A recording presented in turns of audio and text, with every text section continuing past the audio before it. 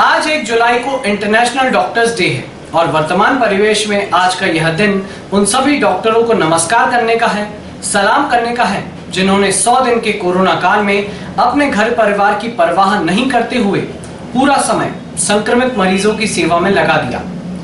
बगैर किसी प्रचार प्रसार के इन्हीं में से एक हैं डॉक्टर नितेश दीवान, जिन्होंने शासकीय सिविल अस्पताल इटारसी में कोविड के दौरान प्रतिदिन 8 से 10 घंटे की ड्यूटी कर अपने आप को पीड़ित मानवता की सेवा में झोंक दिया। लेकिन कभी भी सम्मान की चाहत इनके मन में नहीं रही। आइए ऐसे सरल स्वभाव वाले मूर्धन्य चिकित्सक डॉक्टर दीवान से जानते हैं उनके मन की बात डिजियाना न्यूज इटारसी के साथ। आज चिकित्सक दिवस है, यानी डॉक्टर्स डे, और इस समय ये चिकित्सक दिवस ऐसे समय पे आया है इस वर्ष कि चिकित्सकों की बड़ी महती भूमिका इस समय पीड़ित मानवता की सेवा में चल रही है। क्योंकि पिछले एक साल से भी अधिक समय से जो वैश्विक महामारी कोविड की चल रही है, कोरोना की, उसमें चिकित्सक जो है हम जनमानसों के लिए किसी भगवान से कम नहीं है। और वो चिकित्सक जिन्होंने कि कोविड में अपनी सेवाएं दी है, अपनी जान को खतरे में डालकर हम लोगों की जान बचाई है, ऐसे चिकित्सकों की आज बहुत बड़ी महत्वपूर्ण भूमिका हो जाती है। और आज जब उनका दिन है तो हम उन्हें बधाई तो देंगे ही और साथ में उनसे चर्चा करेंगे। इस समय हमारे साथ है डॉक्टर नितेश दीवान, जिन्होंने कि कोरोना संक्रमण के दौरान अपनी जान की परवाह न करते हुए, अपने घर वालों की परवाह न करते हुए पूरे समय जो है कोरोना संक्रमित मरीजों की सेवा की है। आइए उनसे चर्चा करते हैं। आपकी सेवा को कितना समय हो गया, कब आपकी पदस्थापना हुई थी चिकित्सक लाइन में? सर, मुझे चिकित्सकीय लाइन में काम करते हुए आज 11 साल हो गए हैं। मैंने 10 साल तक पहले प्राइवेट हॉस्पिटलों में अपना काम किया है। मालवीय हॉस्पिटल, नर्मदा हॉस्पिटल में मैंने काम किया है। और पिछले अगस्त माह से मैं अपनी सेवाएं government hospital DSPM hospital Itarsi में दे रहा हूं। आज मुझे कार्य करते हुए यहाँ पे 11 महीने हो गए हैं और मैं कोविड में अपना पूरा कार्य कर रहा हूँ अभी। जैसे ही आप जिले की दूसरी सबसे बड़ी अस्पताल में आए और सीधे ही कोविड के मरीजों के इलाज में लग गए, तो आपके मन में उस समय कुछ वो नहीं लगा कि मैं एकदम से एक घातक बीमारी के मरीजों के इलाज में लग गया हूँ? सर, मैं मानव सेवा में ही विश्वास रखता हूँ और मानव सेवा करने के लिए ही मैंने कोविड कार्यकाल में गवर्नमेंट हॉस्पिटल ज्वाइन किया था। और मेरे मन में ये था कि मैं हर व्यक्ति के लिए कुछ अच्छा करूं, मतलब अच्छा करूं और सब पेशेंट जो हैं सब ठीक होके घर जाएं। तो हमारे सुपरिटेंडेंट सर के मार्गदर्शन में हमने ये काम किया है और बहुत पेशेंट हमारे यहाँ से ठीक होके भी गए हैं। सर, कुछ विशेष सेवा काल जब कोरोना संक्रमण पीक में था, जब बहुत अधिक तादाद में मरीज जाते थे, उस समय कुछ एक विशेष संस्मरण जब आपने विशेष सेवा में आपको लगा हो और आपके सामने कुछ ऐसे मरीज आए हो जो बहुत ज्यादा गंभीर थे? सर, जो मार्च अप्रैल में जो पीक था कोविड का, उस समय तो बहुत ही सीरियस पेशेंट आ रहे थे। वो बहुत सीरियस पेशेंट्स हमारे यहाँ से पेशेंट ठीक होके के भी गए हैं, बट कुछ डिटोरेट भी हुए हैं। मतलब कुछ ऐसा जो आपको अफसोस होता होगा कि आपने चाह के भी किसी मरीज को नहीं बचा पाए हो, वो आपके सामने उसने दम तोड़ दिया, ऐसे कुछ उदाहरण है क्या कुछ जिससे लेकर आपको दुख भी होता होगा?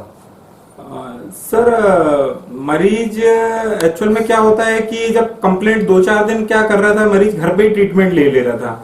और जब पेशेंट की कंप्लेंट ज्यादा बढ़ जाती थी, जब पेशेंट का सेचुरेशन 76-80 तक आ जाता था, जब वो हॉस्पिटल में आता था, तो उस कंडीशन में अपने पास सारे संसाधन उपलब्ध थे, गवर्नमेंट की तरफ से पूरे संसाधन अपने पास उपलब्ध थे, सभी डॉक्टरों का मार्गदर्शन हम लोगों को मिल रहा था। बट उसके बावजूद भी कई पेशेंट डिटोरिएट हुए हैं, दिक्कतें गई है मरीज को। मतलब कि पेशेंट ने अपने थोड़ा सा कुछ भूल बस गलतियां भी करी हैं। लंबे संक्रमण काल में सेवाएं दी है, क्या लगता है आपको कि आपके रहते रहते कितने मरीज ठीक हुए होंगे और कुछ लोग आपकी सेवाओं के बावजूद नहीं हुए, तो उसका स्मरण बताइए और क्या आपको महसूस हुआ?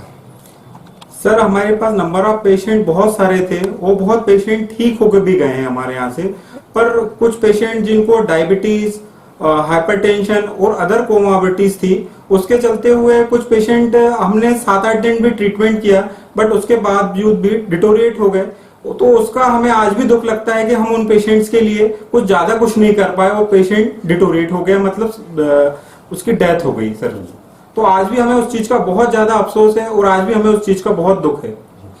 डॉक्टर साहब, आप उपचार करते करते मरीजों का, और क्या आप स्वयं भी कभी ऐसा मौका है जब आप स्वयं भी संक्रमित हो गए हो? जी सर, मैं अभी कोविड के कार्यकाल में 20 अप्रैल के दिन संक्रमित हो गया था।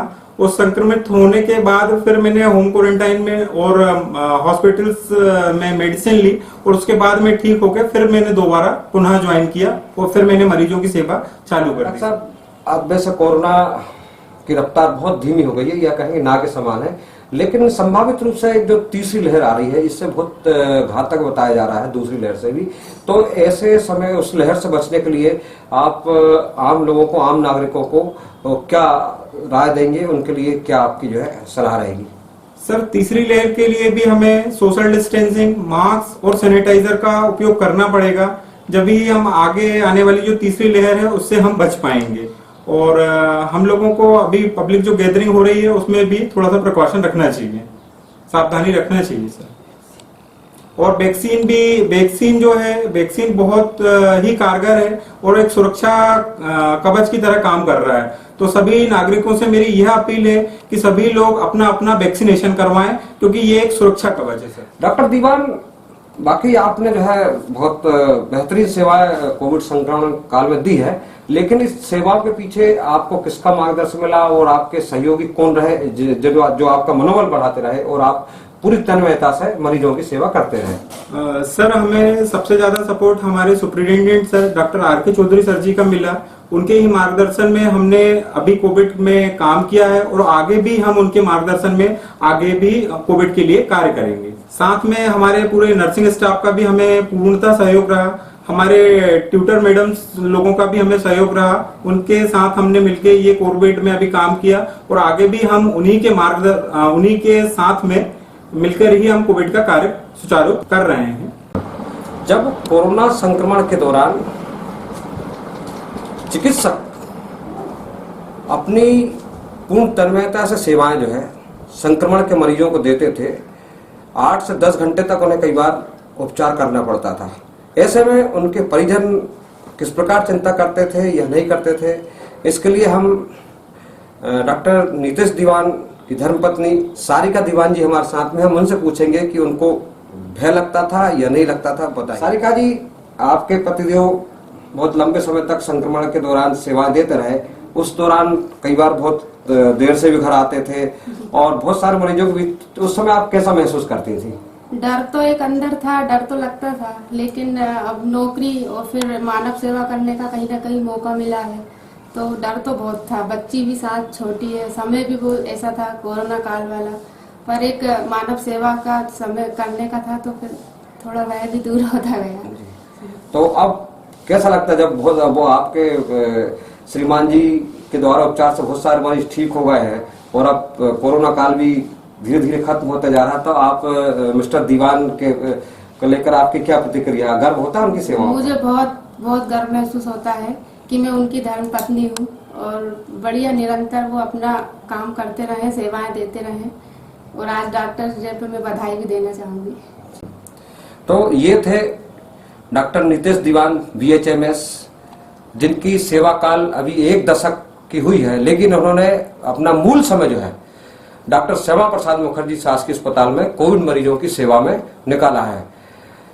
धन्य है ऐसे डॉक्टर जिनके कारण कोरोना को आप और हम हराने में कामयाब हो रहे हैं। लेकिन जैसा कि डॉक्टर दीवान ने सलाह दी है और उन्होंने अपील की है कि हमें अभी भी जो है कोविड के नियमों का पालन करना होगा और इस महामारी से बचने के लिए अधिक से अधिक वैक्सीनेशन करवाना होगा, तभी हम इस बीमारी को मात दे सकते हैं और इससे पूर्णतः छुटकारा पा सकते हैं। अपने वरिष्ठ सहयोगी मंगेश यादव के साथ गिरीश पटेल, डिजियाना न्यूज, इटारसी।